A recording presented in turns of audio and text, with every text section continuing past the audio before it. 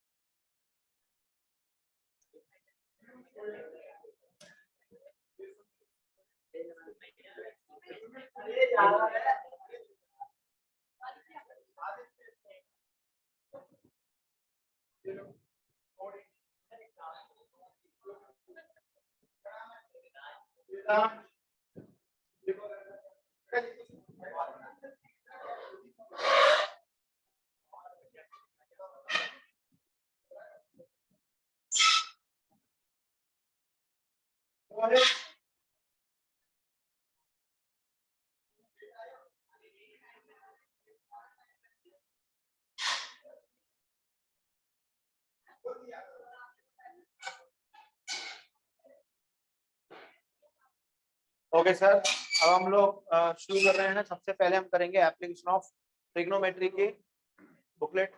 ला ला बेटा, आइए सब लोग बोलिए।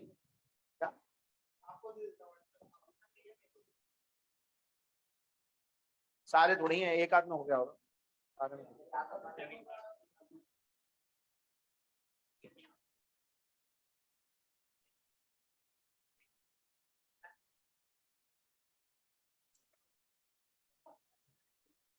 देखिए सर, सबसे पहले इसमें आप देखेंगे coordinate geometry, coordinate of a point का एक्सप्लेनेशन, उसमें डिस्टेंस फॉर्मूला, और उसके बाद में कोलिनियरिटी ऑफ अ पॉइंट के बारे में थोड़ी सी एक्सप्लेनेशन।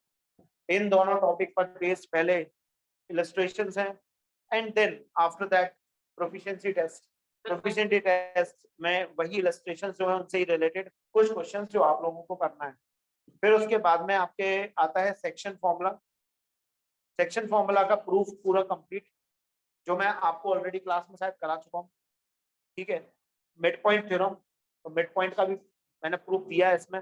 साथ में एक नया कंसेप्ट इसमें ऐड हुआ, उसका क्वेश्चन। फिर उसके बाद में 3 मार्कर्स के बाद में देखेंगे आप पेज नंबर 5 पे, तो आपको दिखेगा सेंट्रोइड ऑफ ट्राइंगल। तो ये एक कंसेप्ट था जिसको हमको बताना था आपको, हमने इसमें डाल दिया centroid of triangle, page number 5। इसको इंपॉर्टेंट लगा लीजिए, इसमें क्वेश्चन पक्का आता है, ठीक है।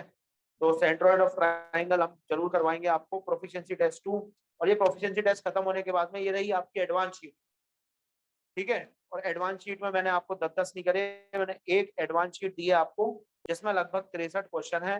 63 क्वेश्चन में से कई सारे क्वेश्चन ऐसे होंगे जो आपको लगेंगे कि रिपीटेड है, क्योंकि प्रीवियस ईयर क्वेश्चन है सारे के सारे।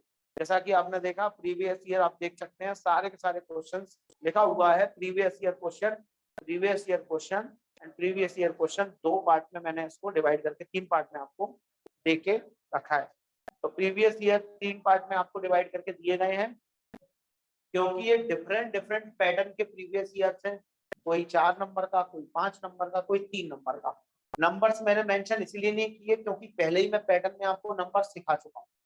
आप अगर ध्यान देखेंगे, शुरुआत में देखेंगे कोऑर्डिनेट ज्योमेट्री को, तो आप देखेंगे उसमें 2 नंबर, 2 मार्कर, 3 मार्कर लिखा हुआ है। सॉल्व एग्जाम्पल 2 मार्क ईच लिखा हुआ है। प्रोफिशिएंसी टेस्ट में भी लिखा हुआ है कि 1 से लेकर 4 तक आपके 2 मार्क्स के हैं और 5 से लेकर 14 तक 3 मार्क्स के हैं। सेक्शन फॉर्मूला में भी लिखा हुआ है 1 से लेकर 2 मार्क्स के और 3 मार्क्स के। तो इसमें से मैक्सिमम 2 मार्क्स और 3 मार्क्स के ही आपके पास में क्वेश्चंस आने हैं, ठीक है सर।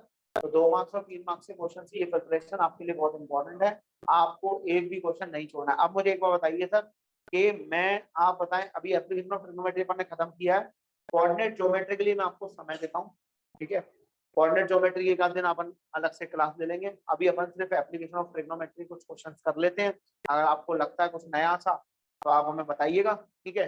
जनरली आपकी जो डेली डीपीपी आ रही है उसके अलावा ये आपको इसके 10 क्वेश्चन डेली, एक वीक में 70 क्वेश्चन उस हिसाब से मैंने बनाई थी।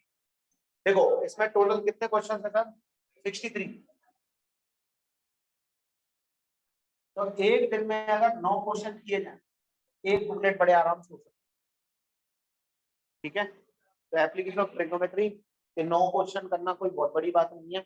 उसमें से कई बार क्वेश्चन रिपीट होगा, एक ही जैसा दिखेगा कि यार ये तो बन जाएगा, ये तो बन जाएगा, तो उसको करने की कोई आवश्यकता भी नहीं।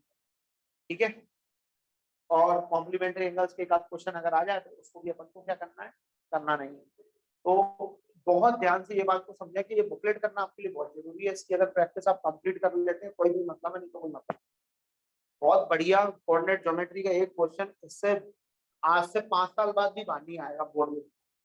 आज की तो तुम छोड़ दो, आज की तुम कह ही रहे हैं, आज से 5 साल बाद भी बोर्ड वाला कोई क्वेश्चन में ऐसा बना दे जो इस बुकलेट के बाहर हो, जो बोला कर दूंगा। समझ में आ गई बात? तो पहली बात तो ये आपको मैंने अच्छे से समझा दिया। ऊपर से हम एक नई एक एक्सपेरिमेंट कर रहे हैं, कैमरा रिप्लेस करेंगे, फिर फोन से करेंगे, क्योंकि अभी सुनने आया थोड़ा कैमरा में इश्यूज आ रहे हैं आप लोगों को, तो हम करेंगे। ठीक है, ऑनलाइन आवाज आ रही है? Yes sir. ओके, बुकलेट उठवा लेना भैया, जिसको बुकलेट नहीं मिली है और सेंटर से उठवा लो बुकलेट। 2 चैप्टर मैंने इसमें इंक्लूड कर दिए सर। इसके साथ में आपके पास में टोटल आपके कितने चैप्टर्स हो गए सर? 9 चैप्टर हो गए, है ना? अब आपके पास में 10वां चैप्टर आपका कौन सा है? 10वां चैप्टर आपका सर्कल रोजा। 11वां कौन सा है सर? हाँ कोई बात नहीं, लिखने दो। 12वां कौन सा है सर? Area related. 13 से एंड बी। 14 स्टैटिस्टिक्स। 5वां। इसके अलावा कुछ और बचा? ये आपके जो चैप्टर्स हैं ये हमारे रडार पे रहेंगे। ठीक है, ये आपको मैं पहले ही बता देता हूँ, आपको लग भी रहा होगा कि it is not a big thing. जो आपके बड़े बड़े चैप्टर्स थे वो सारे के सारे आपके टर्म 1 में निबट चुके हैं। अब आपका एक बड़ा चैप्टर है जो मैं इन दोनों को अलग नहीं मानता, एक ही है। एरिया रिलेटेड टू सर्कल में भी एरिया है, सरफेस एरिया। एरिया से अपन मूव करेंगे surface area and then volume से पूरा मेंसुरेशन का पार्ट है। बताइए यूनिट कौन सी है? मेंसुरेशन है। तो ये एक ही यूनिट है, समझ गए? सर्कल छोटा चैप्टर है, इतना जाना उसमें डेप्थ नहीं है, छोटा चैप्टर है। ठीक है, और कंस्ट्रक्शन आपका शायद सिलेबस में नहीं है। प्रोबेबिलिटी आपको मालूम है कितना बड़ा है? ठीक है, तो एक टर्म इसमें लगेगा भाई साहब। चलो 2 मान, मैक्सिमम मैक्सिमम मान के चल रहे हैं। स्टैटिस्टिक्स में 4 टर्म लगेंगे आपको। मेथड बताऊंगा, मीन बताऊंगा, मीडियन बताऊंगा, सारी चीजें बताऊंगा, प्रॉपर पढ़ाऊंगा जैसे पढ़ाना चाहिए। ये आपका जो सर्कल है इसमें मैक्सिमम 4 टर्म मान लीजिए आप। 4 टर्म मैं शीट के बता रहा हूँ।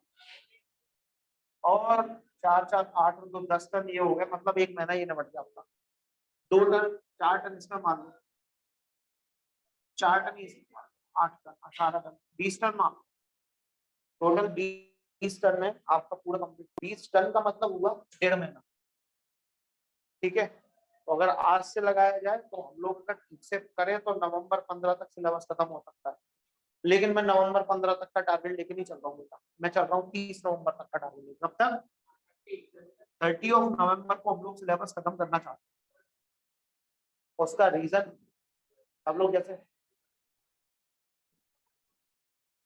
तुम्हारे स्कूल वाले लेके चल रहे हैं वो सिलेबस खत्म कराएंगे अलग तरीके।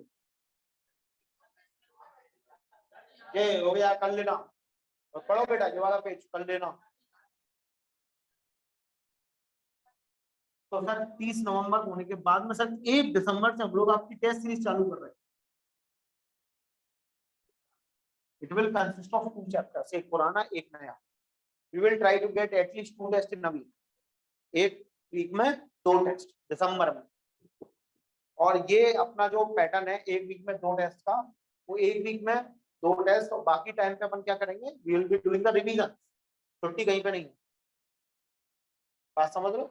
इन बिटवीन हम लोग रिवीजन कर रहे होंगे मैथ्स का, साइंस का बराबर प्रॉपर रिवीजन चलता रहेगा, चलता रहेगा, चलता रहेगा। जैसे हमने रिवीजन किसी चीज का करा दिया, धर दिया उसका टेस्ट, फिर रिवीजन करा दिया, रिवीजन कंप्लीट हुआ, 2 टर्म छोड़ के टेस्ट, ऐसे करके हम लोग टेस्ट लेंगे। और रिवीजन हम कराएंगे तो फिर बेटा आपको कल भी टेस्ट के लिए तैयार रहना पड़ेगा। ऐसा नहीं कि आज ही कॉपी आपको हम कोशिश करेंगे जल्दी से जल्दी आपको चेक होके मिल जाए, ठीक है। जैसा कि आपकी अभी भी कॉपीज है, विद इन अ वीक हम आपको चेक करवा के दिलवा के अपलोड सब कुछ करवा के दे देते हैं। कोशिश करेंगे कि आपको आपकी कॉपीज वगैरह प्रॉपर मिलती रहे, उसमें कोई प्रॉब्लम आपको ना आए, ठीक है। एक सबसे इम्पोर्टेंट चीज वो है, देखिए सर अभी तक हमने जो भी पढ़ा है वो काफी डिटेल में पढ़ा है। मैं आपको कुछ चीजें और बता दूं जो इम्पोर्टेंट है। जैसे मैं शीट किसकी दूंगा, इसकी हम शीट देंगे, इसकी कंप्लीट शीट रहेगी, इन दोनों की कोई शीट नहीं रहेगी, ठीक है। इसकी डीपीपी रहेगी, डीपीपी तो खैर सभी की है, लेकिन इस पे अपन टोटली डिपेंडेंट ऑन डीपीपी रहेंगे। स्टैटिस्टिक्स एनसीईआरटी कर लो काफी है, उसमें जरूरत नहीं है, अच्छा दिया है एनसीईआरटी में। और जो हम रिवीजन कराएंगे, हम जब एग्जाम्पलर से रिवीजन कराएंगे तो हो जाएगा, उसका लोड आपको लेने की जरूरत नहीं। पेपर पास में है तो पेपर पैटर्न का बहुत ध्यान रखते हुए संडे को आपका एक मेगा टेस्ट रखा गया है, मैंने बता दिया था पहले, 1 to 8 चैप्टर का कंप्लीट पहले बता के चल रहा हूँ, शायद बहुत दिनों से इस चीज की अनाउंसमेंट है, आप लोग तैयारी कर लो। 1 to 8 का मतलब ये है कि जो बोर्ड पैटर्न होता है ना, उस पर सिर्फ 8 चैप्टर का टेस्ट बनवाया मैंने, ठीक है। अब आप समझो सर, आपके 8 चैप्टर हो चुके हैं, बल्कि 9 हो चुके हैं, 9 करवा दी मैंने, 10 11 12 13 14 टोटल 14 चैप्टर है। 14 चैप्टर में से जिसमें प्रोबेबिलिटी को तो काउंट करना बेवकूफी है, और सर्कल भी कोई इतना बड़ा नहीं है, तो 2 चैप्टर्स आपके इसमें ऐसे हैं जो बहुत ही छोटे हैं। आपका सिलेबस ईमानदारी से 30 नवंबर को समाप्त करके आपका, मैं मैक्सिमम बता रहा हूँ 15 दिसंबर तक आपके सारे सिलेबस, चाहे मैथ्स का हो चाहे साइंस का हो, सब समाप्त करवा दिए जाएंगे। और सब आपका भी मेटल्स नॉन मेटल्स हो गया, चल रहा है ना अभी। तो इसके बाद में आपका या तो रिप्रोडक्शन या तो इलेक्ट्रिसिटी, जो आप बोलो चालू हो जाएगा। इलेक्ट्रिसिटी याद रखो, रिप्रोडक्शन याद रखो बेटा। जो क्या कर सकते हो, अपन करवा देंगे, तो मैं जो इच्छा हो चालू करवा लेंगे, इलेक्ट्रिसिटी चाहे रिप्रोडक्शन। चलिए अब हम शुरू कर रहे हैं सर। मैंने आपको शीट दी थी, शीट इन दोनों चैप्टर्स की ही काफी अच्छी है, शीट से शुरू करते हैं। अभी हम एप्लीकेशन की करवा रहे हैं, क्योंकि कोऑर्डिनेट आप लोग घर पे लगा लेना, फिर हमसे डाउट पूछना, और बेटा तमीज से करना, मतलब प्रोफिशिएंसी टेस्ट 1 तो पहले 1 के सारे क्वेश्चन देख लो, उसमें डाउट निकाल लो, फिर 2 के सारे क्वेश्चन देखो उसमें डाउट, फिर एक क्या एक दिन हम कंबाइंड क्लास रखेंगे दोनों की, तो फिर हम पूरे डाउट इकट्ठे निपटा देंगे। बताइए सर कौन सा क्वेश्चन करना है अपन को सबसे पहले। इसमें बहुत अच्छे अच्छे क्वेश्चन है, कोऑर्डिनेट ज्योमेट्री में शानदार क्वेश्चन है, पेपर में आने लायक बहुत सुंदर क्वेश्चन। आइए सर इसमें एमसीक्यू को भी फिलहाल छोड़ते हैं अपन, ठीक है, क्योंकि मैं एमसीक्यू रिवीजन के टाइम पे करूंगा, हमसे ले लेना नहीं तो अभी हमारी पास रखी है। क्वेश्चन नंबर एमसीक्यू के बाद पहले ही क्वेश्चन शुरू करते हैं। Find in what is the angle of elevation of a vertical flagstaff of height 100√3 from a point 100 metre from the foot. बताओ बेटा कैसे करेंगे। ये आपका फ्लैगस्टफ हो गया,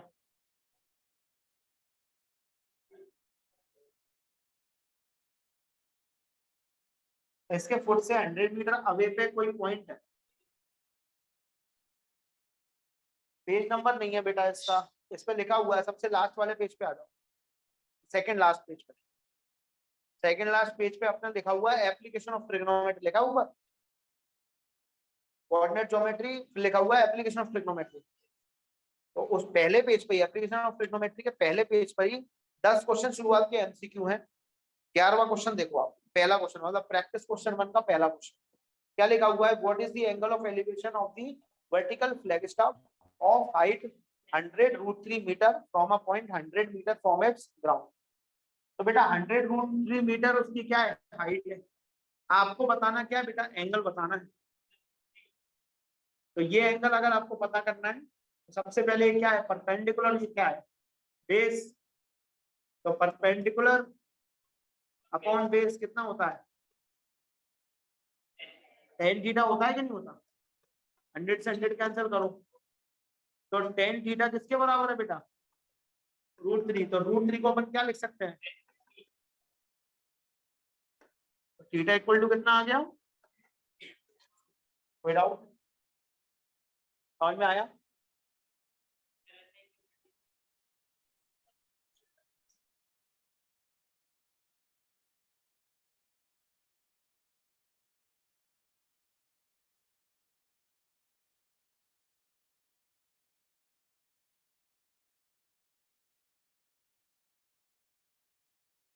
Question number second.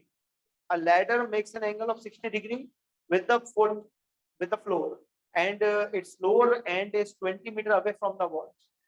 Find the length of the ladder. Speed में कर रहा हूँ सर, क्योंकि रुकने का कोई ऐसा कोई रीजन नहीं लग रहा मुझे। ये होगी आपकी वॉल। इस वॉल पे अपन क्या लगा रहे हैं सर? लैडर लगा रहे हैं। ठीक है सर। कितनी डिस्टेंस पे लगा रहे हैं? कुछ डिस्टेंस में 20 मीटर बताया है। और आपने क्या किया? आपके लेटर को प्लेस कर दिया, आपको length of ladder find out. ये एंगल आपको पता होना चाहिए 90 डिग्री, और ये आपको कितना दिया है? 20 मीटर। ये 20 मीटर है। 20 meter of the wall, find the height of the ladder. Height of the ladder आपको फाइंड आउट करनी है। एंगल कितना दिया हुआ है? 60 डिग्री। तो सर जब एंगल दिया है, एक चीज अननोन है तो उसको एच मान लो। सॉरी, हाइट लेटर बोला ना, लेटर की लेंथ एल मान लो। ठीक है। तो ये क्या होता है? बेस। ये क्या है? हाइपोटेन्यूस। तो बेस अपॉन हाइपोटेन्यूस होता है कॉस। कॉस 60 कितना होता है बेटा?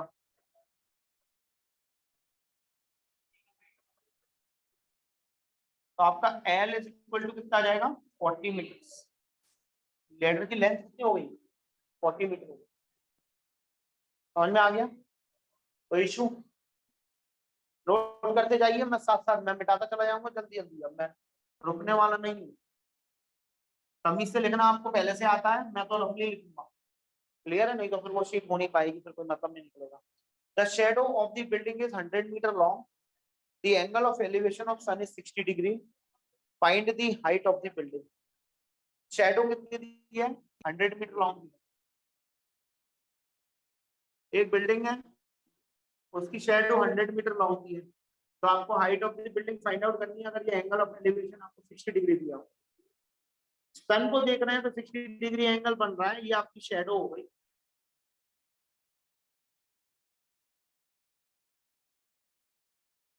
ये आपकी बिल्डिंग हो गई। संडे को टेस्ट देने आइए आप, सच में आपको एकदम बोर्ड एग्जाम वाला फील आ जाएगा। और मतलब मैं सच बता रहा हूँ, आपके बोर्ड प्रिपरेशन के लिए बहुत पाइवट होगी ये टेस्ट सीरीज जो मैं आपके लिए देने वाला हूँ, जो सिर्फ और सिर्फ बोर्ड पैटर्न पे होने वाली है। इतनी शानदार टेस्ट सीरीज होगी है। और सर हमने टेस्ट सीरीज का भी रेट डिसाइड किया है। अगर कोई crash course plus test series करना चाहता है, आपका फ्रेंड कोई ज्वाइन करना चाहता है तो क्रैश कोर्स और टेस्ट सीरीज चाहता है, तो क्लास में संपर्क कर सकता है। ठीक है। कोई अकेली टेस्ट सीरीज चाहता है तो उसके लिए भी संपर्क कर सकता है। टेस्ट सीरीज जो है हमारी, अभी तो उसको हम ये एडवांटेज दे देंगे, अभी संडे से ज्वाइन करा दें, कोई दिक्कत नहीं। जो भी हमारे टेस्ट हो रहे हैं वो दे सकता है। हमारी टेस्ट सीरीज, मेरे यहाँ पे बच्चों के मार्क्स मेरे पढ़ाने की वजह से या उनके पढ़ने की वजह से तो आते ही हैं, लेकिन सबसे बड़ा हाथ रहता है टेस्ट सीरीज। जिसने भी टेस्ट सीरीज दी है उसका अच्छा स्कोर आया ही आया है। बहुत पुराना हमारा एक्सपीरियंस रहा है। ये जो स्टूडेंट है 93.2 वाला, ये आखिरी में आया था टेस्ट सीरीज देने के लिए, खुद के नेवर चुका था बिल्कुल। ये 93, इसका तो नाम भी याद नहीं है ये बंदा। तो टेस्ट सीरीज देने आया था, बस सिर्फ टेस्ट सीरीज देने आया। और टेस्ट सीरीज देने आया लास्ट क्या, नवंबर दिसंबर जनवरी फरवरी, 4 month test series. 4 month test series होने के बाद में इस बंदे का मतलब एकदम परमानेंट टेस्ट सीरीज होता था, टेस्ट पेपर डिस्कशन होता था, नई नई चीजें उसको पता चलती थी, पूछता रहता था। मेरा नेचर है ही ऐसा, बता देता हूँ, तो उसको समझ में आने लगा। मैं तो निपटा रखा था। 93.2% मारे उस साल। तो खैर रिजल्ट भी आता। ये प्री कोविड का 19-20, मतलब इनका 19-20 में एग्जाम जल्दबाजी में नहीं कराया गया था। 22 मार्च तक सब एग्जाम खत्म करा के ये वो लास्ट बेस्ट था। आप रिजल्ट देखो 95, 94, 94, 91, 91, 93, 90। इसका इसमें क्यों डाला 93, नीचे क्यों डाला, ऊपर क्यों डाला? कारण यही है, टेस्ट सीरीज पूरी साल ज्वाइन नहीं कर पाया, तो मतलब परेशान रहा, आखिरी में आकर मेरी टेस्ट सीरीज ज्वाइन कर ली 90। भाई मिलवाएंगे आएगा तो। ठीक है, इसका तो नाम ही गलत डाल दिया खुशाब। क्या बताओ, कितने बोलो कुछ भी नाटक ही होता है। ये देखो आप, सबसे सबसे शानदार, आप ये रिजल्ट देखो यार, देखो 18, 19 रिजल्ट देखो। ये रिजल्ट आप देखोगे आपको दिमाग खराब हो जाएगा। बच्चों के 3 सब्जेक्ट के मार्क्स ले लो, 3 ही पढ़ाते ना अपन साइंस, इसलिए 3 सब्जेक्ट के मार्क्स लिखे हैं। जो बच्चा 2 सब्जेक्ट पढ़ता है उसके 2 के डाले, भले ही उसके एसएससी में अच्छे हो, लेकिन हमारा जो था वो, ये अकेली मैथ्स पढ़ती थी तो अकेले उसके मैथ्स के डाले। तो जो आप देख रहे हैं यहाँ पे रिजल्ट देख लीजिए, जो पढ़ता है बच्चा, कितने बच्चे हैं?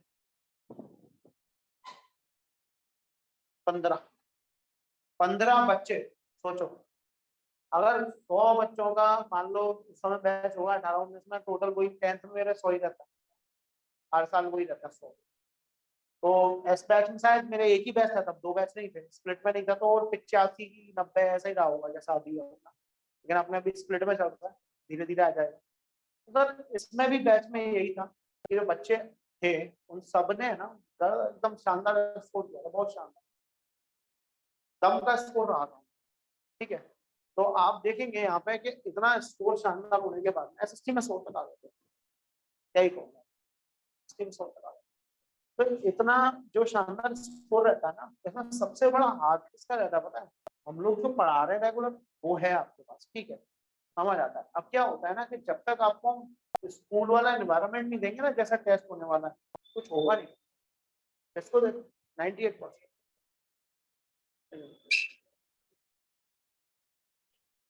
बीच में कोविड रिस्ट्रिक्शंस खुले थे तो इनके प्री बोर्ड एग्जाम हुए थे, प्री बोर्ड एग्जाम में जो रिजल्ट आया था बोर्ड में भी वही आया सेम टू सेम, क्योंकि बोर्ड एग्जाम तो हुए नहीं इसमें। प्री बोर्ड में जो एग्जाम हुए थे उसका जो रिजल्ट, मैंने बच्चों से पता है क्या बात कही थी, मैंने कहा कुछ बच्चे प्री बोर्ड देने जा नहीं रहे थे, मैंने कहा तुम, कोविड का माहौल था, किसी को बहाना चाहिए था बस ना पढ़ने का। मैंने उनसे कहा बेटा बाई चांस तुम्हारा एग्जाम अगर बाई चांस कैंसिल हो गया प्री बोर्ड के कारण, तो तुम्हारे प्री बोर्ड के मार्क्स बहुत मैटर करेंगे, तुम हमारे एग्जाम देने चले जाओ। मैं कहा मैं तुम्हारी तैयारी करवाता हूँ पूरी, टेस्ट सीरीज वगैरह सब चलाई, ऑनलाइन चलाई थी हमने। देखो मेरा कभी मेरे फेसबुक पर सर्च करो, मेरे पे तो 3 लैपटॉप और एक पूरी बड़ी टीवी लगा के मैं सबको मॉनिटर करता था ऑनलाइन टेस्ट, उनके पेरेंट्स को घर में बिठा देता था उनके साथ ही। तो काफी हैवी टेस्ट सीरीज मैंने चलाई थी। इसका ये कारण हुआ कि 98, 94, 93, 92, 92, 91, 91, 90, 90 और 91 परसेंटेज देखो कितने बच्चे, 2, 4, 6, 8, 10 बच्चे। मैं आपको बताना चाहूंगा 10वीं क्लास में मेरा सबसे छोटा बैच था ये, इसमें मात्र 35 बच्चे थे। 35 बच्चों में से 10 बच्चों का ये, ठीक है सर। शिप्रा इस साल 12th में आप इसका इस साल रिजल्ट दे देना, मैंने आप पढ़ती है 12th में इस साल आप रिजल्ट देख लेना, शानदार 100 की तैयारी करवा रहे हैं। और इसके अलावा अभी इस साल की जो टॉपर्स हैं आपको 95+% और 10th क्लास में एक लड़का है उसके 100 में 100 मार्क्स, वो रिजल्ट अभी क्या है बेटा, छपा हुआ रखा हुआ है, ऐसी वो फ्लैक्स आगे लगने का है, वो लगेगा तो लग जाएगा।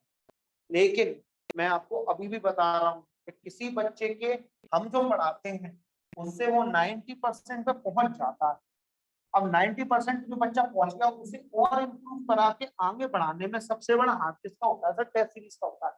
याद रखना, कोई अगर टेस्ट आपको नहीं भी आ रहा है और आप उस टेस्ट को देने आते हो ना, तो आप नए क्वेश्चन से जब जूझते हो 4-5 क्वेश्चन से, तो आपका बुद्धि अलग ही तरह से विकास करती है। जहां तक केस में आपको पता चल जाता है कौन से क्वेश्चन से अपन को जूझना नहीं है, कौन से क्वेश्चन से अपन को आंसर कैसे निकालना है। ये जो एक्सपीरियंस है ये टेस्ट देके ही आता है। इसलिए बेटा एक भी टेस्ट सीरीज का पेपर मत छोड़, ना मैथ्स का, ना साइंस का, ना एसएसटी का, सब बढ़िया शानदार करवा देंगे। बस हमारी बात मान के, थोड़ा सा क्या है 9th क्लास सुन नहीं रही है हमारी बात, अभी दिख रहा है, शुद्ध करेंगे उसको। तो शेडो है, ये बिल्डिंग है, ठीक है। अब जो बिल्डिंग है उसकी शेडो आ रही है, 60 degree angle of elevation of sun बोला है, तो सन 60 डिग्री पे है तो उसी हिसाब से शेडो करेगी। सन अगर मान लो 45 डिग्री पे होगा तो शेडो उस हिसाब से जाएगी। तो उस पर ही डिपेंड कर रहा है। भाई बिल्डिंग की हाइट कितनी दी हुई है इस क्वेश्चन में हमको? The shadow of the building दी हुई है, अब हमको ये 100 मीटर की दी हुई है। हाइट ऑफ बिल्डिंग हमको फाइंड आउट करनी है, तो बिल्डिंग की हाइट अपन क्या ले लेते हैं? एच। तो H upon 100 is equal to कितना होना चाहिए? 10, 60 एच √3, और ये 100 अपॉन में रहेगा, अभी तो फिलहाल ऊपर जाएगा तो एच की वैल्यू कितनी आ जाएगी? 100। कोई डाउट? मतलब बहुत छोटे क्वेश्चन से हाँ, मैं सोच रहा हूँ समय क्यों बर्बाद करना। हाँ बताओ। तो मुझे एक डाउट है। तो इसमें जो आपने पहले वाला क्वेश्चन करवाया था सर, हम उसमें हाइपोटेन्यूज अपॉन बेस ले सकते हैं क्या? हाँ आप हाइपोटेनस अपॉन बेस ले लो। तो अगर सर आप आंसर गलत आए तो अपॉन बेस सही लोगे आएगा तो उसमें? sec आएगा ना बेटा। ये सर सेक ले सकते हैं इसमें? हाँ sec लेना ही है। हाइपोटेनस अपॉन बेस क्या होता है? sec होता है ना। Yes sir. समझ में आया? Yes sir. कोई बात, एक आध में तो एक उसमें से आंसर तो डिपेंड नहीं एक आध करेगा में ना? क्या दिया पीछे आंसर? अबे तो यार 100 इंटू 1.732 173.2 मीटर्स ले। यहाँ तक छोड़ सकते हो, लेकिन अगर एमसीक्यू हुआ तो ये वैल्यू तो याद होनी चाहिए। जनरली √3 की वैल्यू 1.732 सभी को याद है। आप 2-3 वैल्यू याद रखे हैं। √2 की वैल्यू 1.414, √3 की वैल्यू 1.732 और √5 की वैल्यू 2.236। 3 वैल्यूज आपको याद रखने की बहुत आवश्यकता है। √10 भी याद रखते हैं कुछ लोग, √7 भी, लेकिन इतना याद हो तो काफी काम उठाता है। आगे बढ़ रहे हैं सर। नेक्स्ट क्वेश्चन पे आइए। Question number 4, a ladder of 20 meter long is placed against a vertical wall of height 10 meter. Find the distance between the foot of the ladder and the wall and also inclination of the. ठीक है, तो sir ये रही wall, ठीक है sir, ये रही ladder. आपको inclination of the wall find out करना है, बड़े आराम से हो जाएगा सर। ये वॉल की लेंथ कितनी दी हुई है? क्या बोला गया है उसमें? पढ़िए जरा ध्यान से। अ लैडर 20 मीटर लॉन्ग, तो लैडर की लेंथ दी है आपको कितनी? 20 meter. It's placed against the wall, against vertical wall of height 10 meter. तो हाइट कितना हो गया बेटा? 10 मीटर। तो आपको ये एंगल फाइंड आउट करना है। तो ये कौन सा थीटा अगर मैं ले लूं तो बेटा साइन थीटा क्या होता है sir? Perpendicular upon hypotenuse base. चिल्ला रहे हैं साइन 30, टी की वैल्यू कितनी है बेटा? Perpendicular that is 100। एच की वैल्यू कितनी है बेटा? Date is 20, 1/2। साइन 30 की होती है 1/2 वैल्यू, है ना? तो आपका थीटा इज इक्वल टू कितना हो जाएगा? 30 डिग्री। तो आपकी थीटा आपको पता चल गया। अब उसने बोला कितनी दूरी पे प्लेस है, तो ये चीज आपको निकालनी है। आप चाहो तो पहले पाइथागोरस थ्योरम से निकाल सकते हो बेटा। √300 आएगा, मतलब 100 √3 आएगा। ये भी आंसर 10 √3 आएगा। पाइथागोरस थ्योरम से निकाल सकते हो, ठीक है। नहीं तो फिर आप चाहो तो फिर 30 डिग्री आपको एंगल पता ही चल गया है। 30 डिग्री बताइए आपको, इन दोनों का रेशियो ले लो, इसको एक्स मान के, तो भी आ जाएगा। समझ गए? कर लेंगे। नोट कर लीजिए, अगर कुछ नोट करना है तो उसमें आगे बढ़, आगे बढ़िए।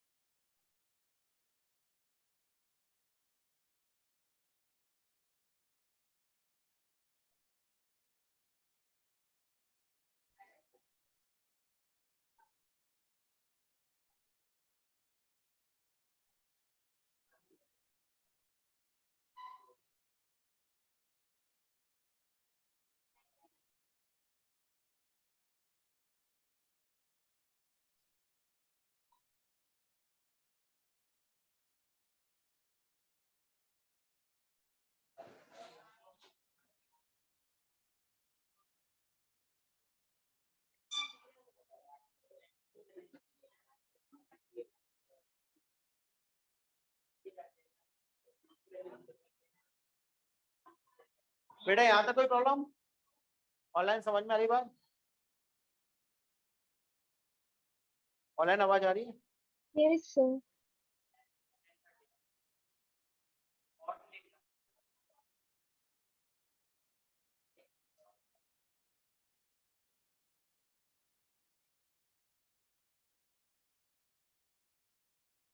आगे बढ़िए सर। अब आइए sir question number 5। What is the angle of elevation of sun? कर लोगे? 6. The flagstaff 6 meter high throws a shadow 2 √3 meters long on the ground. Find the angle of elevation. कर लोगे?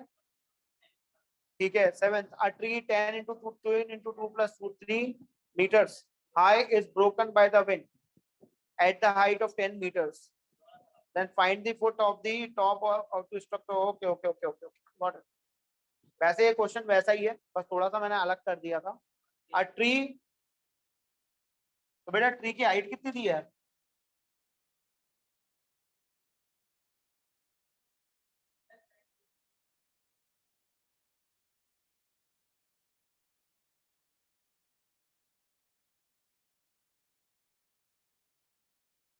ये है भाई साहब ट्री आपका। ठीक है। अब ये क्या हुआ? टूट के गिर गया। समझ गए? टपक के गिर गया। हाँ बेटा वही है। तो इसमें पता है कैसे करना है आपको? ये पूरी हाइट, आवाज नहीं करो, ये पूरी हाइट कितनी दी है? 10 इंटू कितना लिखा हुआ है? 20 प्लस √3।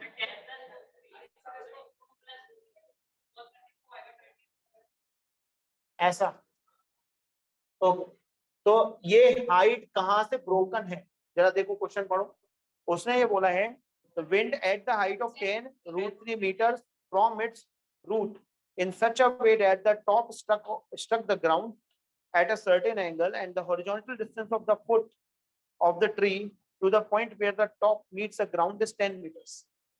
तो ये वाला आपका डिस्टेंस कितना है? 10 मीटर। ये आपका टॉप था जो मीट कर रहा है ग्राउंड को, ये पॉइंट आपका जी हो गया। ठीक है, इसको ई मान लेते हैं, EFGH कर दिया।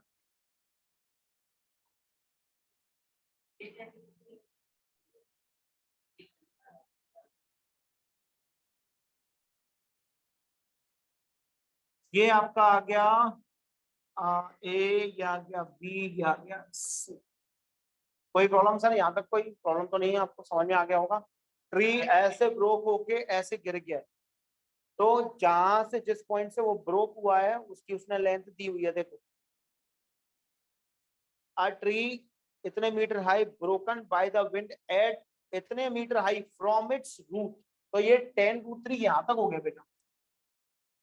ये वाला पार्ट कितना हो गया? 10 √3 हो गया, कोई डाउट? और ये वाला पार्ट कितना हो जाएगा बेटा? 10 √3 अगर ये वाला है तो आप इसको देखो लेना, 20 प्लस 10 √3 है ये कितना है? 20 प्लस 10 √3। तो 10 √3 हो गया और 20 हो गया, तो 20 तो टप का होगा, तो ये कितना हो गया? ये बात समझ में आ रही है सबको? क्या कह रहे बेटा?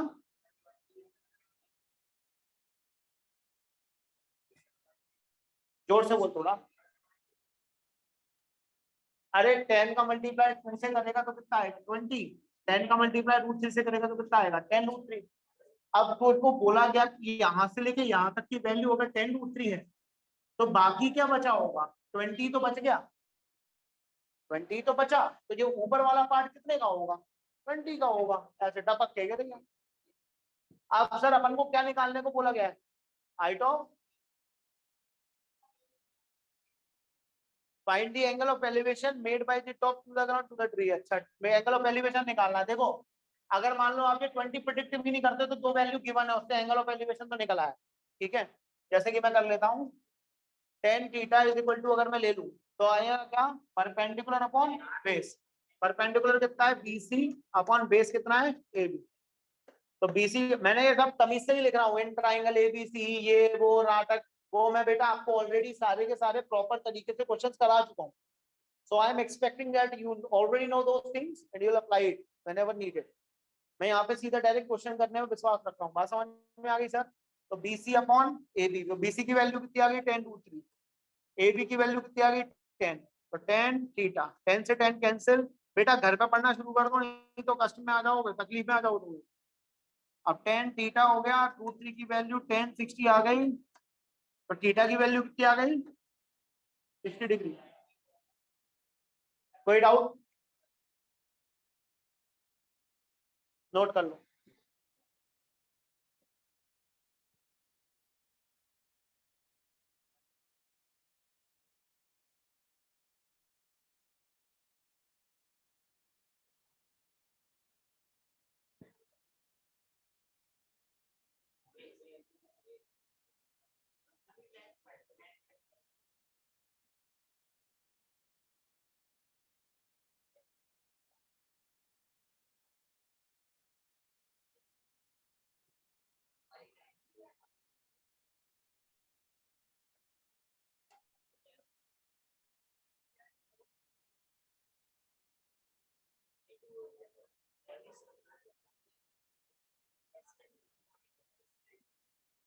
बेटा यहाँ तक समझ में आ गया अच्छे से? कोई प्रॉब्लम तो नहीं?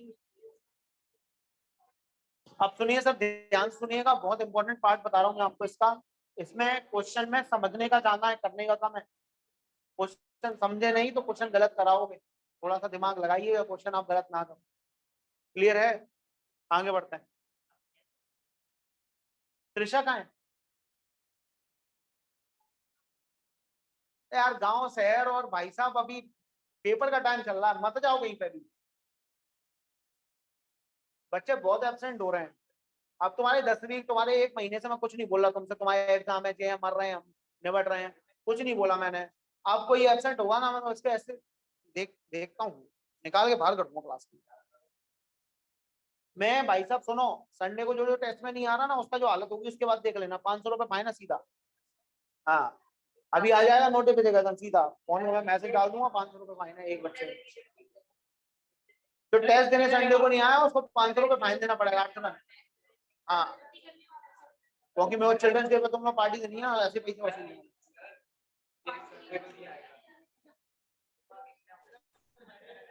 सर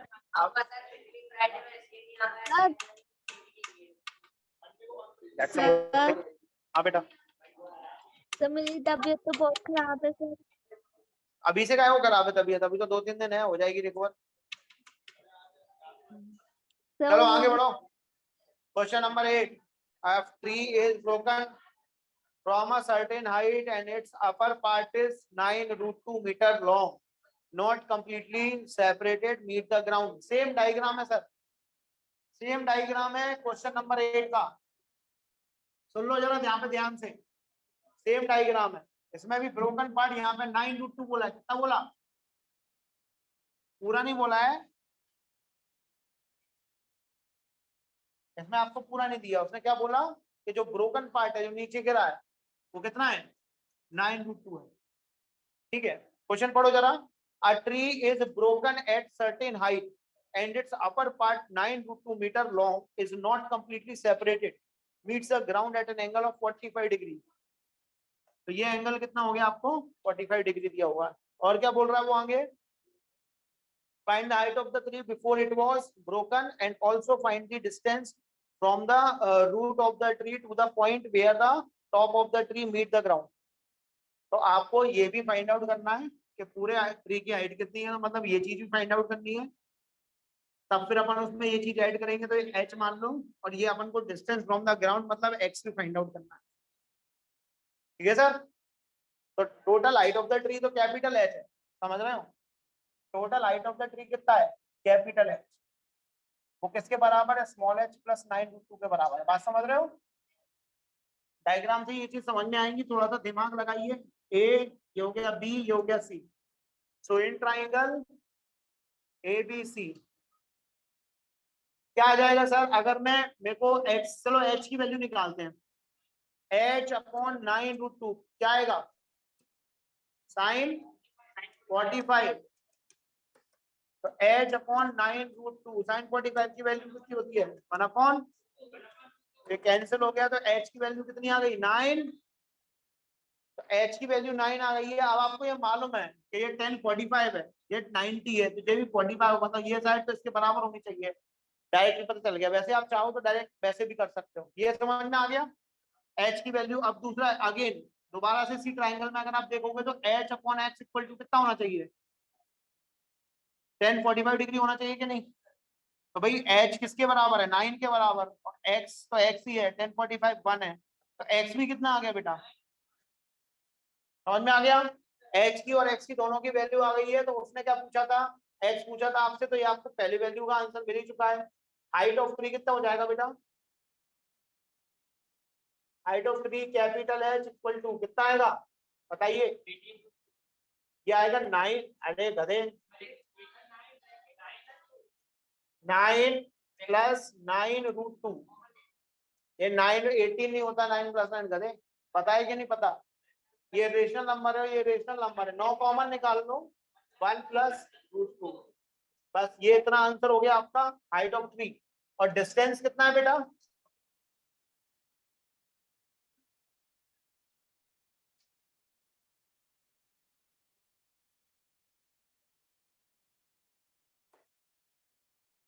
ब्रोकन टॉप का रूट से डिस्टेंस कितना आ चुका है दैट इज x, और x इसके बराबर है 9 मीटर्स। ये आप नोट कर लो जल्दी से, क्वेश्चंस आपके इंपॉर्टेंट है सारे, 8 क्वेश्चंस मैंने करा दिए आपको।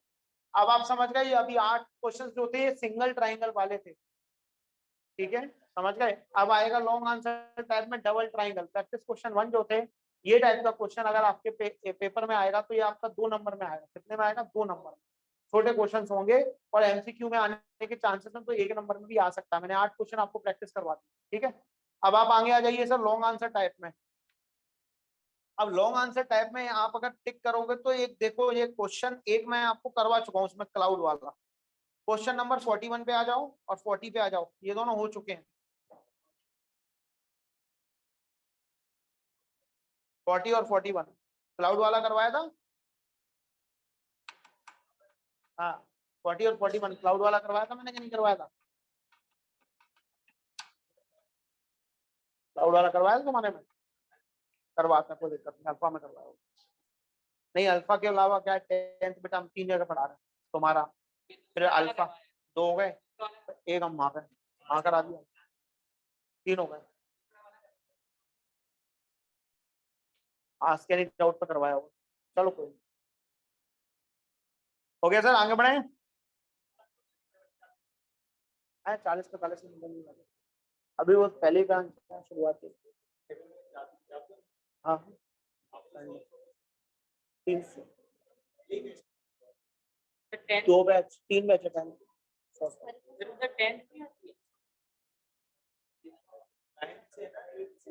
अरे वो तो कचड़ा है कुछ चीज है। नहीं नहीं मतलब एक बच्चे एकदम बहुत ज्यादा कचड़ा हो जाता है, मना तो करते नहीं है किसी को ले जाते।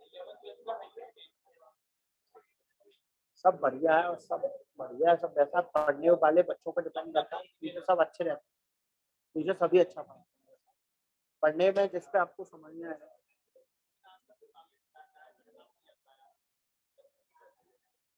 महेश को भी तो वो एडमिनिस्ट्रेशन देखते करने में मेन तो टीचर। हाँ महेश सर बोल, चलो जल्दी से आ जाओ। अब ये मुझे पता नहीं कुछ, मेरे को क्या करना भाई, मैं सिंपल टीचर को पढ़ाता हूँ, मैं जाता हूँ पढ़ाता हूँ और आ जाता हूँ, मेरा और कोई काम नहीं है भाई साहब। ना मैं मैनेजमेंट में इन्वॉल्व हूँ और ना किसी चीज। मेरे को एक पढ़ाने का वो है शौक, और बच्चे मिलते हैं मुझे पढ़ाने को तो मुझे अच्छा लगता है। बस मैं अपना पैशन परस्यू करता हूँ, ठीक है। बच्चों को मैं कोशिश करता हूँ जो अपनी तरफ से बेटर दे सकें, वहाँ पे भी नाम हो रहा है। वही है। वहाँ पे उनके जितने टीचर पढ़ा रहे हैं उनमें सबसे ऊपर फीडबैक मेरा आ रहा है, कह रहा है बोले वो हमको सर बहुत अच्छा पढ़ा, क्यों जा रहा है।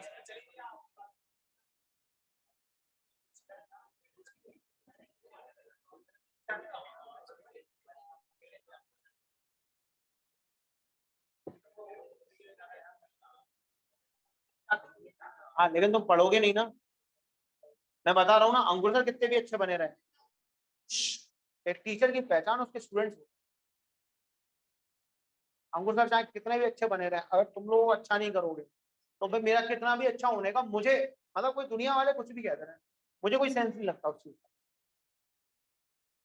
मेरे लिए मेरे स्टूडेंट्स मेरा रिफ्लेक्शन होना चाहिए, वो तभी होगा जब आप लोग अपने पढ़ाई को सीरियसली लोगे। ऐसा होता नहीं है जनरली, क्योंकि टीचर मेहनत करता है, हर टीचर करता है, मैं सबकी बात कर रहा हूँ, और नालायकों को छोड़ी, जो अच्छे टीचर्स होते हैं वो मेहनत करते हैं, और मेहनत करते हैं उनके रिफ्लेक्शन से स्टूडेंट अगर मेहनत करने लगता है, उसको रिजल्ट मिलता है, उससे कॉन्फिडेंस बढ़ता है। कहते हैं ना लोग के परसेंटेज का क्या होता है, कुछ नहीं होता, ये नहीं होता, जॉब के लिए क्या मैटर करती है, सब चीजें स्किल्स अच्छी होनी चाहिए। भाई स्किल्स भी अच्छी होनी चाहिए, और परसेंटेज आपके खुद के सेल्फ कॉन्फिडेंस के लिए बहुत अच्छे होने चाहिए। आपको खुद का सेल्फ कॉन्फिडेंस रहता है, अगर आप कोई चीज अच्छे परसेंटेज पास करते हो और ऐसे नॉर्मली पास कर लो, कॉन्फिडेंस थोड़ा सा होता है उस चीज में। और मैं हमेशा अपने बच्चों में चाहता हूँ, भाई आप अगर मेरे को, मैं चाहता हूँ कि मेरे बच्चों से मुझे जाना है, बस बच्चे इतना अच्छा करें, इतना अच्छा करें, इतना शानदार काम करें, तो उनके उनको जो मतलब जब बात हो, भाई किसके स्टूडेंट हो आप, मतलब किसके यहाँ पढ़े हो, फिर कौन सिखाता है तुम्हें, तब तुम बताओ, तब हमारा नाम हो, तो वो पॉजिटिव नाम है। ऐसे हम चिल्ला के जैसे कि पढ़ा रहे हैं, उससे क्या नाम है, हम पढ़ा रहे हैं, हम अच्छा पढ़ा रहे हैं, तो कोई वो नहीं कर रहे हैं, हम एहसान नहीं कर रहे किसी के ऊपर, ये हमारी ड्यूटी है कि हमें अच्छे से पढ़ाना चाहिए। एक टीचर की मॉरल ड्यूटी है, सोशल ड्यूटी है कि उसे अच्छा पढ़ाना ही चाहिए। अगर उसे अच्छा पढ़ाना नहीं आता तो उसे टीचर बनने का कोई हक नहीं, उसे अच्छा पढ़ाना ही चाहिए। ठीक है, उसे रेगुलर होना ही चाहिए, उसे छुट्टी उट्टी नहीं मारनी चाहिए। बात तुमने देखा मेरे को छुट्टी मारते हुए आज तक? नहीं देखी, इमरजेंसी बात है सिखाते हैं, लेकिन जनरली मैं आपको छुट्टी मारता नहीं दिख रहा। होना चाहिए ये टीचर के अंदर सबसे बड़ी क्वालिटी। अगर कोई टीचर में बोले ना भाई साहब क्या है उसकी इंटेलिजेंस नॉलेज स्किल, वो तो समय के साथ बढ़ती रहती है, पंक्चुअलिटी। और पंक्चुअल नहीं है तो वो टीचर नहीं है। आगे बढ़िए sir, question number 1 long answer type question में पहला क्वेश्चन है, अ ladder resting against a wall is at an inclination at an angle of 30 degree to the ground. The foot of the ladder is 7.5 meters from the wall. Find the height of the ladder. कर लेंगे, easy है ना। Second वाला, the circle artist climbs 20-meter long rope which is tied strictly stretched. NCERT question है, NCERT question है, मैं करवा चुका हूँ, है ना। थर्ड क्वेश्चन पे आइए, the length of a string between the kite and one point on the roof of the building is 10 meters. देखो आपकी काइट और एक बिल्डिंग है, उसके ऊपर 10 मीटर ये लेंथ ऑफ स्ट्रिंग है। ये आपकी स्ट्रिंग हो गई बेटा, ये क्या हो गई, काइट हो गई। यहाँ पे बात समझ में आ गई। तो काइट का एक ग्राउंड मतलब छत पे उसने क्या किया है, बांध दिया उसको, स्ट्रिंग को। ठीक है, फिर क्या वो कह रहे हैं, अब मैं बेटा कुछ के डायग्राम बना के छोड़ दूंगा, तो डायग्राम आप लोग सॉल्व कर लेना, तो सॉल्व करना तो आपको आता ही है फिर, है ना। डायग्राम जरूर बना दूंगा, अगर आपको लगेगा कि कोई टफ लग रहा है तो डायग्राम बनवा लीजिए। लेकिन बेटा ध्यान रखना, जितनी खुद प्रैक्टिस करोगे उतना डायग्राम स्वयं बनाना सीखोगे, जितना हमसे बनवाओगे ना उतना हम पे डिपेंड होगा।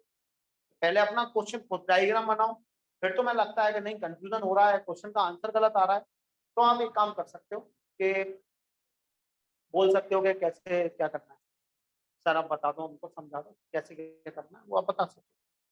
तो सर यहाँ पे जैसा कि आप देख रहे हो कि kite,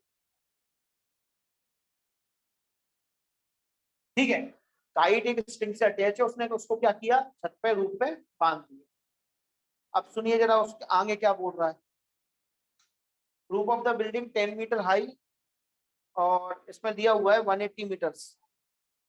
the length of the string is 180 meter. हो गया इसका मतलब, इंग्लिश को समझेंगे तो समझ में आएगा कि length of the guide which is 10 meter, height पे है जो, उसकी कितनी है length of the string, 100 meter है। लिखा हुआ है ना, point on the roof of the building 10 meter high.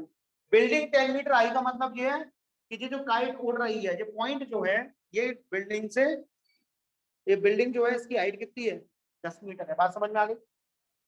Building ये रही, काइट ये उड़ रही है, काइट से अपन ने क्या किया, नीचे देख लेते हैं ग्राउंड से पूरा, तो ये कितना आ गया बेटा? 100 मीटर। अब इसकी रूफ से, ये क्या है? रूफ, समझ रहे? क्लियर, समझ में आया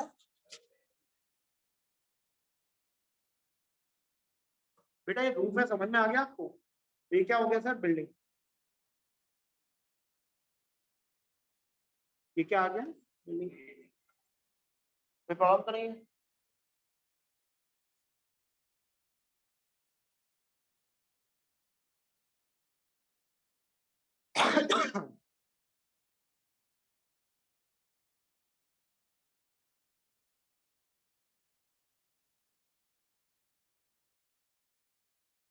If the string makes an angle theta with the level ground, string level ground का मतलब ये है, अगर इसको ऐसे एक्सटेंड कर दी जाए पीछे की तरफ, तो ये एंगल कितना आ रहा है? थीटा आ रहा है। ये स्ट्रिंग जो है, अगर ग्राउंड से, लेवल्ड ग्राउंड से एंगल देखा जाए तो कितना आ रहा है? Theta. tan theta is equal to 4/3 from the ground. तो आपको ये वाली हाइट आपको फाइंड आउट करनी है। बात समझ रहे हो? तो ये हाइट आपको फाइंड आउट करनी है। ये 10 मीटर है बेटा, तो ये भी 10 मीटर हो गया, तो इसको तो फाइंड आउट करने की आवश्यकता आपको है नहीं। ये लाइन इसके पैरेलल है, तो ये एंगल अगर थीटा है तो ये भी एंगल कितना हो गया? ठीक है, ये आपको पता नहीं है, कोई दिक्कत नहीं है। ये तो पता है स्ट्रिंग 180, इसको मान लो स्मॉल एच, समझ गए? तो आप कौन सा ट्राइंगल उठाएंगे? आप ये काइट है, इसको ए मान लो, इसको बी मान लो, और इसको ओ मान लो, या फिर सी मान लो। तो इन राइट ट्राइंगल, अच्छा क्वेश्चन समझ में आ गया क्या नहीं? Right triangle A B C में A B upon B C कितना होना चाहिए? ए बी अपॉन ए सी कितना होना चाहिए?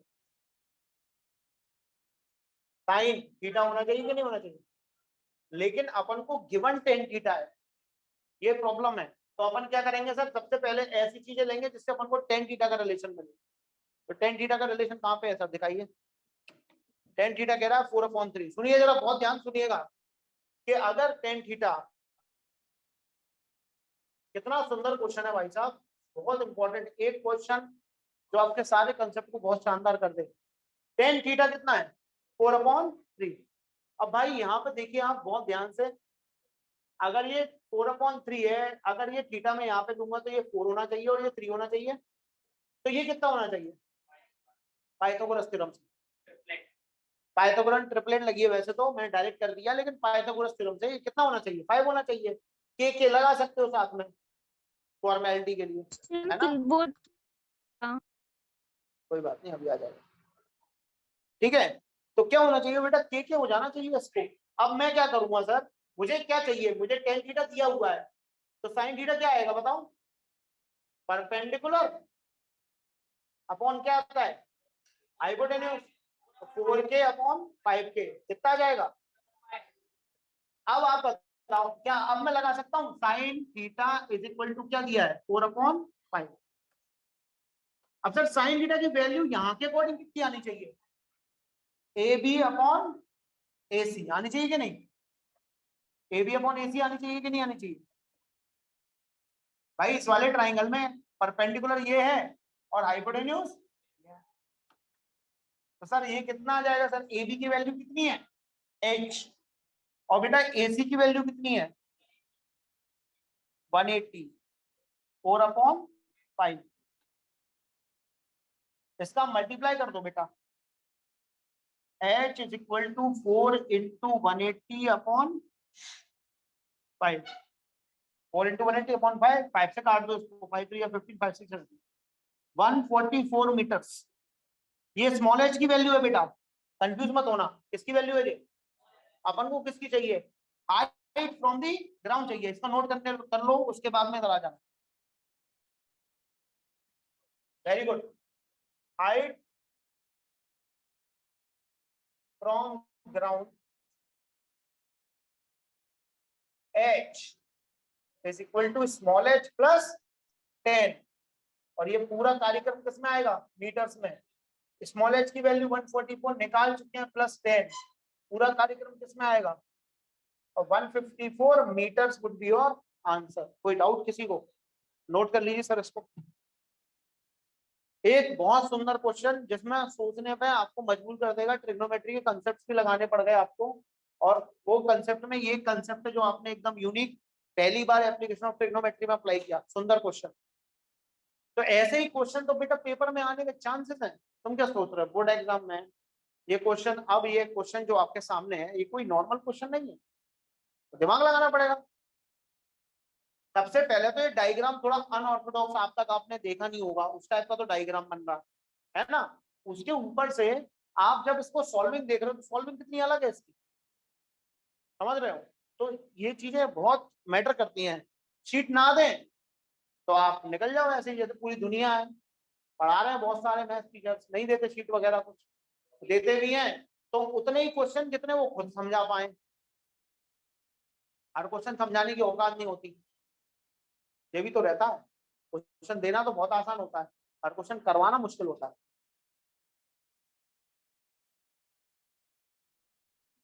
क्वेश्चन नंबर 4 देखिए, कर लेंगे ना ये वाला तो। The angle of depression of a ship as seen from the top of a 120 meter tall lighthouse is 60 meter. How far the ship is light? इसको छोटा कर दिया हुआ ना, ये दो वाला था, दो शिप दिख रही थी, उसको दोनों के बीच का डिस्टेंस निकालना था, इसने एक ही शिप कर दी और आसान कर दिया। ठीक है, तो ये आप लोग कर लेना। फिफ्थ वाले पे आ जाओ। 1.7 मीटर, पहले 1.6 मीटर टॉल गर्ल थी और यहाँ पे 1.7 मीटर टॉल बॉय हो गया, बस। बाकी 25 meter away from the tower, observe an angle of elevation 60 degree. ये भी बहुत इजी है, कर लेंगे आप। फिर ये मैंने 1 मिनट, ये भी इजी है। मतलब आप ऐसा करो, मैं आपको आगे करवाता हूँ थोड़े क्वेश्चन, ये वाला तो आ जाएगा। सिक्स वाला भी होमवर्क पे डाल लो आप, फोर्थ फिफ्थ सिक्स तीनों होमवर्क डाल लो, क्योंकि आप कर लोगे आराम से। सेवंथ वाला पढ़ो, straight highway leads to the foot of the tower of height 50 meter from the top of the tower, the angle of depression of car standing at 2 point highway 30 degree and 60 degree, what is the distance between the two cars now. NCERT question है कि नहीं। Tower पे खड़ा है, एक car को देख रहा है, दूसरे को देख रहा है, एक एंगल 60 डिग्री बन रहा है, एंगल ऑफ डिप्रेशन है, तो ये 60 बन रहा है, एक बन रहा है 30। कर लोगे ये वाला, ये भी होमवर्क डालो, क्वेश्चन नंबर 7, और 8 भी डालो होमवर्क। 8 देखो, 2 points A and B on the opposite side of the tower. The top of the tower makes an angle 30 degree and 45 degree at A and B respectively. If the height of tower is 40, find the distance AB. एक tower है, मैं बता देता हूँ एक बार, note कर लिया वाला क्वेश्चन, हो गया ना नोट। एक टावर है, टावर ये हुआ आपका, इसकी हाइट आपको दी हुई है 40 मीटर्स। एक साइड से एंगल बन रहा है बेटा 45 डिग्री, और एक साइड से एंगल बन रहा है 30 डिग्री। ये हो गया ए और ये हो गया बी। अगर आपको ए भी फाइंड आउट करना है तो पहले ए सी फाइंड आउट कर लो, और कोई दिक्कत है, आराम से हो जाएगा, क्योंकि हाइट तो दी है। तो 10 डीटा लगा के ए निकाल लेना, और 10 डीटा निकाल के बी, ए और बी को ऐड कर दोगे, क्या मिल जाएगा, ए बी। समझ गए। इसका डायग्राम हिंट हिंट लिख लो, हिंट बना लो ये डायग्राम। कौन सा क्वेश्चन है, 8 8 की हिंट दे दी हमने। एक बार ये डायग्राम बना लो हिंट में, एक बार करके देख लेना बेटा। ये 9th वाला सेम है 8th के जैसा, इसलिए इसको भी आप टिक कर लो। हाँ, 10वां वाला मैं बता रहा हूँ।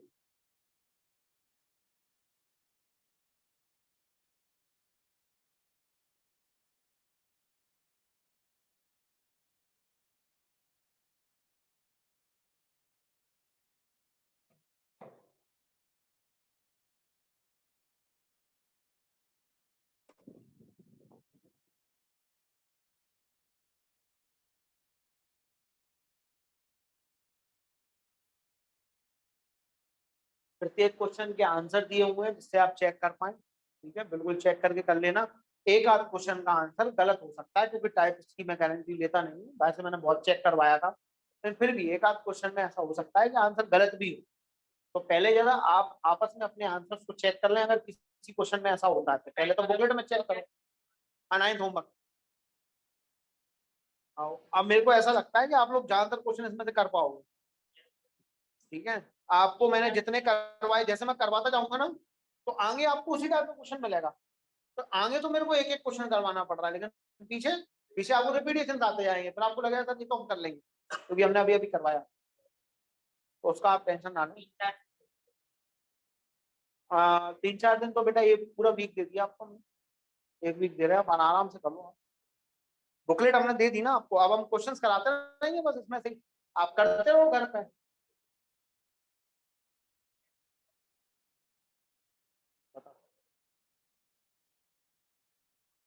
तो क्या लिखा हुआ है, 2 boats approach a lighthouse in the middle of the sea from the opposite direction. The angle of elevation of the top of the lighthouse from the 2 boats is alpha and beta. If the distance between the 2 boats is x meter, prove that the height of the lighthouse is h is equal to x upon 10 alpha plus 10 beta. Sir मुझे एक बार बताओ कि हाँ sorry, अब यहाँ पर आपके पास में एक है ये लाइट हाउस, ठीक है। लाइट हाउस के दोनों तरफ क्या है, बोट है, दोनों तरफ है। देख लो जरा क्वेश्चन पढ़ो एक बार, ढंग से पढ़ोगे तो समझ में आएगा।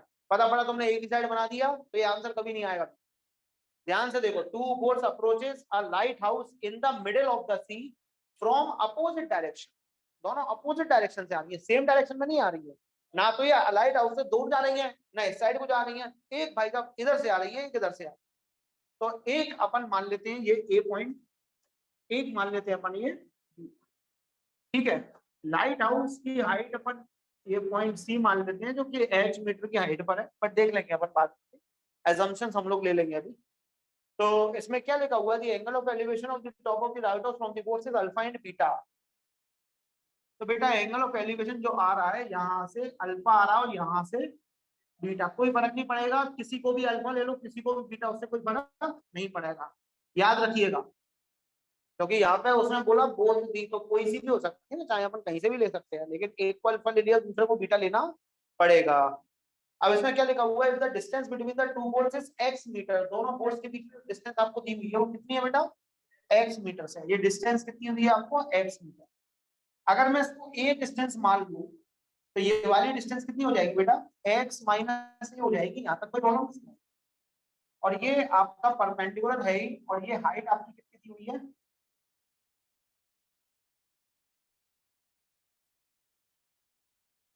ये हाइट आपकी कितनी दी है, h। कोई दिक्कत। सबसे पहले बताइए मुझे 10 अल्फा क्या होगा। 10 अल्फा होगा h अपॉन a, बोलो भाई दोनों चेक कर लो, ये h और ये a, 10 अल्फा। अच्छा 10 बीटा क्या होगा बताओ, जल्दी से बताओ, जल्दी स्पीड में। h upon x minus a, h upon, अच्छा 10 नहीं निकालना चाहिए था मुझे, क्या निकालना चाहिए था, कॉट, क्योंकि मेरे को प्रूफ क्या करना है, कॉट। सर कॉट निकाल देते हैं, कॉट अल्फा कितना होगा, a अपॉन, जल्दी बोले सर, स्पीड में बोले और सर बिल्कुल।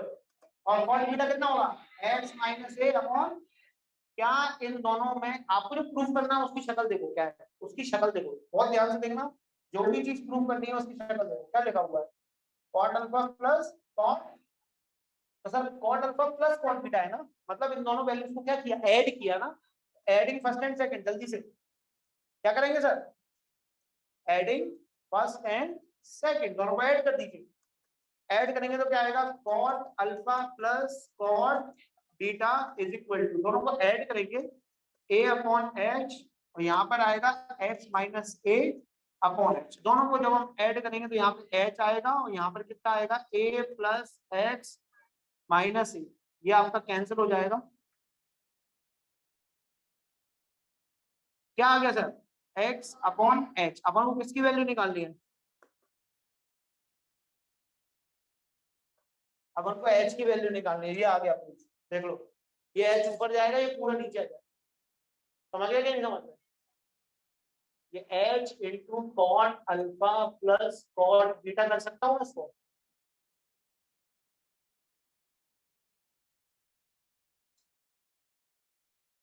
इज इक्वल टू क्या, एक्स। भाई H into cot alpha plus cot beta is equal to x हुआ है, तो अपन को किसकी वैल्यू निकालनी है, तो एच की वैल्यू निकालनी, x upon cot alpha. Prove हो गया बेटा? क्या आपको ये टफ लगा? बहुत इजी है, कोई टफ लगाने वाली कोई बात ही नहीं है। अगर आप देखेंगे तो 8वां और 9वां क्वेश्चन देता उसी टाइप का क्वेश्चन है। हाँ, इसके बाद में इसके दो पार्ट दिए हुए हैं। उसने बोला कि अगर अल्फा 60 डिग्री हो, बीटा 45 डिग्री हो और एक्स 250 हो, कर लोगे पुट करके, वैल्यू पुट करके देख लोगे? तो आपके 10 क्वेश्चंस मैंने करवा दिए। मैं बाकी आपको जितने आप कर पाओ उतने होमवर्क है आपके।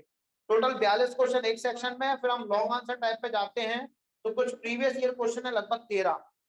तो 42 और 13 ये आपके क्वेश्चन टोटल हो गए 55 क्वेश्चन। 10 क्वेश्चन हमने करा दिए आपको, 10 ये करा दिया, 8 या 18 हमने करा दिया आपको। तो बेटा आपको जो भी क्वेश्चन इसमें डाउट आ रहे हैं, एक बार डायग्राम बना के देख लिया, आप कॉन्फिडेंट हैं, करके देख लीजिए, क्वेश्चन समझ में आता है, आपस में टारगेट बना लिया, 5 क्वेश्चन तू कर, 5 मैं कर रहा हूँ, वैसे करके, ठीक है? कैसे भी करके शीट को जल्दी से जल्दी समाप्त करें, इससे आप डाउट पूछें, फिर हम डाउट बताएं आपको, ठीक है?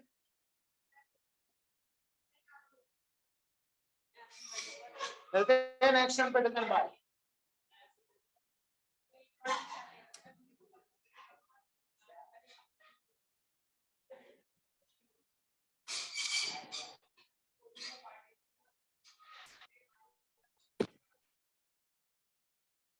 नाइन्थ को लिंक